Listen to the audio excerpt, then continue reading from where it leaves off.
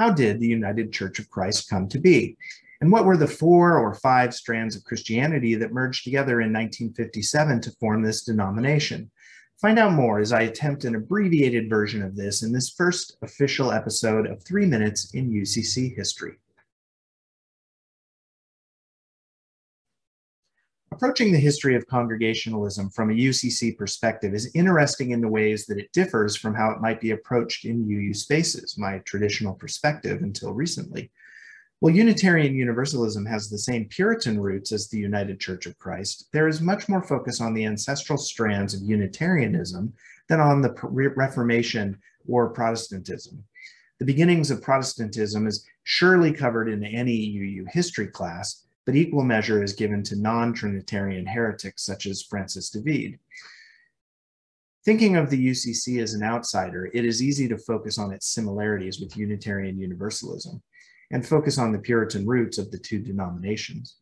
With nearly the same structure of polity, this comparison is certainly apt from an organizational perspective, with documents such as the Cambridge Platform being held in common. But theologically, it is a different matter. Similar to how I mentioned that UUs might focus on the Puritan roots of the UCC while forgetting the other grandparents, it is easy to forget that UUs have Universalism as a Trinitarian grandparent.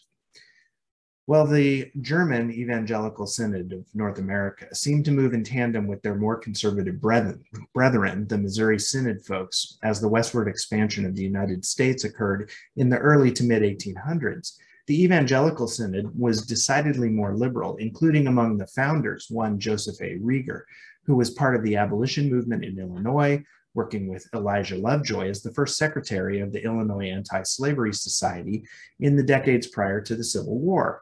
This shared history with the Congregationalists of anti-slavery work should be considered a foundation of their later ability to merge in the mid-1900s.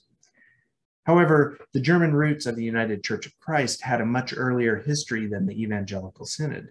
In Pennsylvania, the 1700s saw an influx of German immigrants who brought with them the traditions of pietistic reform from their home country, and assumedly Dutch immigrants carried this tradition to America as well.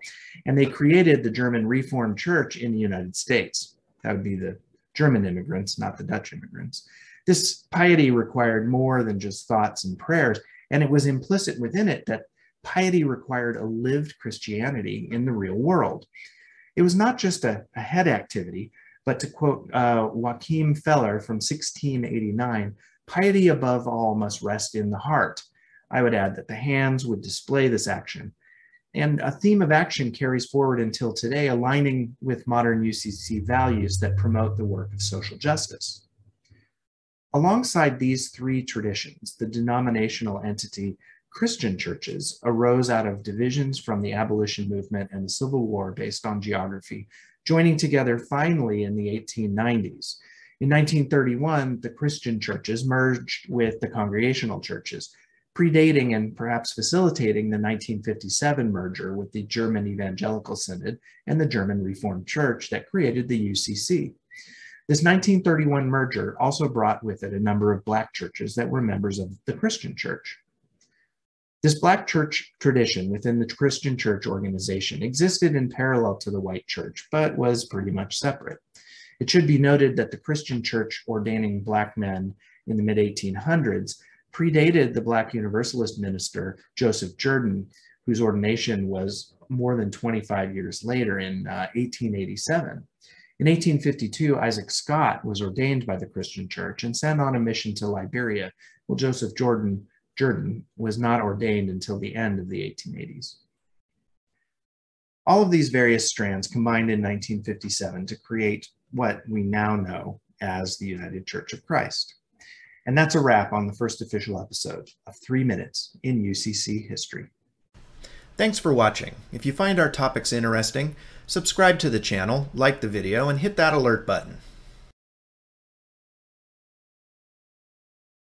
How did the United Church of Christ come to be?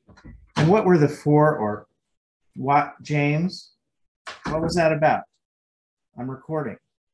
I want spaghettios now.